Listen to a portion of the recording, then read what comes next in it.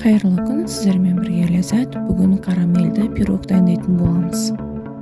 Алдымен қамырымызды илеп алатын боламыз. Майымызды, қопсытқыш қант және жұмыртқамызды қосып, бір келкі қамыр илейтін боламыз.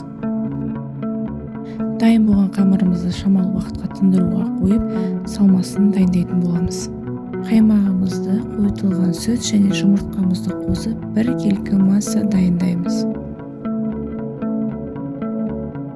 Бізде осындай бір келкі масса дайын болады. Қамырымызды формамызға салып, жанышқының көмегімен тесіп аламыз.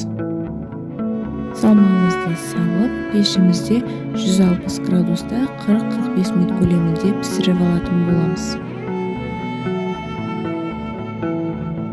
Мінекей біздің карамельді тәттіміз де дайын болды. Барлықтарыңызға жасауға кеңес беремін.